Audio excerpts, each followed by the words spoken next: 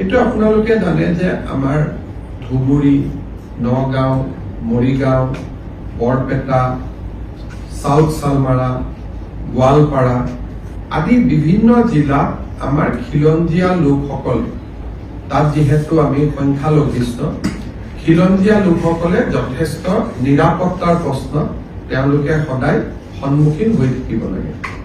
বিশেষকৈ বাংলাদেশৰ হোৱা ঘটনাৱলীৰ পৰিপ্ৰেক্ষিতত তেওঁলোকে বাংলাদেশৰ ফালৰ পৰাও আক্ৰমণৰ বলি হ'ব পাৰে আৰু নিজৰ গাঁওখনতো আক্ৰমণৰ বলি হ'ব পাৰে। সেই পৰিপ্ৰেক্ষিতত আজি কেবিনেটে সিদ্ধান্ত লৈছে যে আমাৰ অসমত এনেকুৱা যিবিলাক ভালনাৰেবল এৰিয়া আছে তাত খিলঞ্জীয়া জনসাধাৰণক আৰ্ম লাইসেন্স দিয়া হ'ব।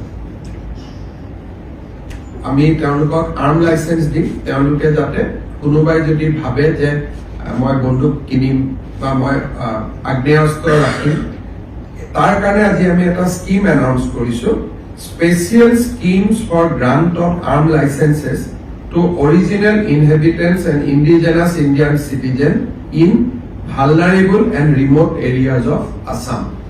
আমাৰ বহুত সময়ত আমি দেখা পাওঁ যে নিৰাপত্তাৰ প্ৰশ্নত তেখেতসকল ভোগ কৰি থাকে আৰু বিশেষকৈ এতিয়া যেহেতু বাংলাদেশী নাগৰিক আদি বিতৰণৰ বহুত কাম আমাৰ চলি আছে, গতিকে এই অঞ্চলবিলাকত আমাৰ যিখিনি থলুৱা খিলঞ্জীয়া লোক আছে তেওঁলোক যথেষ্ট নিৰাপত্তাৰ এটা সংকট ভুগি থাকে আৰু কিছুমান গাঁৱত অকণমান তেওঁলোকৰ পপুলেশ্যন আছে। ক'ৰবাত ধৰক মই এতিয়া নিজে জানো যে বাঘবৰ জনিয়াৰ ভিতৰত এখন গাঁৱত কৰবাত 500 ঘৰ মানুহে বাকী আছে আৰু কোনো নাই। গতিকে এতিয়া সেই মানুহখিনিৰ কোনোবাই যদি চৰকাৰে বন্দুকটো কিনি নিদিয়ে, কিন্তু কোনোবাই যদি লাইসেন্স বিচাৰে আমি তেওঁলোকক উদাৰভাৱে লাইসেন্স দিম যাতে তেওঁলোকে নিজৰ ৰক্ষণাবেক্ষণ কৰিব পাৰে। এইটো এটা সেই অঞ্চলৰ মানুহৰ বহুদিনীয়া এটা অনুৰোধ আৰু দাবী আছিলে। ইয়াৰ ফলত ঢিং, ৰূপহী, লাহৰীঘাট এই অঞ্চলবিলাকৰ পকেটত যিবিলাক আমাৰ অসমীয়া মানুহ এতিয়াও আছে তেওঁলোকে সদায় ভয়ত জেগাখিনিৰ পৰা ওলাই আহিব লাগে, মাটি বাৰী বিক্ৰী কৰি ওলাই আহিব লাগে। এতিয়া আমি তেওঁলোকক কৈছো যে চৰকাৰে আপোনালোকে লাইসেন্স খোজক, আমি আৰ্মছ লাইসেন্স আপোনালোকক দি দিম, আপোনালোকে তাত অন্তত এটা সাহসেৰে সৈতে থাকিব পাৰিব। চৰকাৰেতো সাহস দিয়ে আছে, এটা অতিৰিক্ত ভাৱেও আপোনালোকে এটা সাহস পাব। এই এটা সিদ্ধান্ত আজি কেবিনেটে খুব এটা ইম্পৰ্টেণ্ট মাইলষ্টন। বহু দিনৰ পৰা এই দাবীবিলাক অসম আন্দোলনৰ সময়ৰ পৰা এই দাবীবিলাক আছিলে, কিন্তু কোনো চৰকাৰে সাহস কৰা নাছিলে যে আমি দিব পাৰিম নোৱাৰিম। এই দাবীবোৰ আজি নহয়, অসম আন্দোলনৰ দিনাখনৰ পৰা এই দাবীবোৰ আছিলে আৰু তেতিয়াই যদি আমাৰ থলুৱা মানুহখিনিক আৰ্ম লাইসেন্স আমি দিলোহেঁতেন হয়তো বহুত মানুহ নিজৰ ঘৰ মাটি বিক্ৰী কৰি নাহিলেহেঁতেন।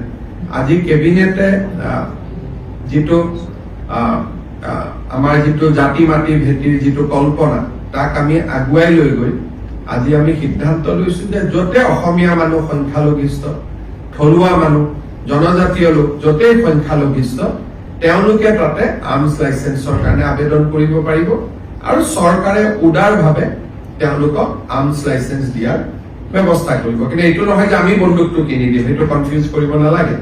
আমি কাকো বন্দুক কিনি নিদিওঁ, কিন্তু কোনোবাই যদি আৰ্মছ বিচাৰে তেতিয়াহ'লে আমি তেওঁলোকক আৰ্মছ আমি দিয়াৰ ব্যৱস্থা কৰিম। কিন্তু কেৱল ইণ্ডো বাংলা বৰ্ডাৰ বুলি নহয়, ইণ্ডো বাংলা বৰ্ডাৰ শব্দটো আমি কোৱা নাই, মই খালি উদাহৰণ দিছো যে আজিয়ে কিয় কেবিনেটে সিদ্ধান্তটো ল'বলগীয়া হ'ল। কিন্তু উত্তৰটো হ'ল যে ভালনাৰেবল এণ্ড ৰিমট এৰিয়া।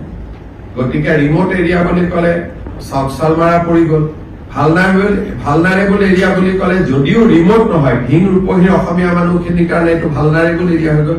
গতিকে দুটা ক্ৰাইটেৰিয়া কৰা হৈছে, এটা ভালনাৰেবল আৰু এটা ৰিমট, দুটা ক্ৰাইটেৰিয়া।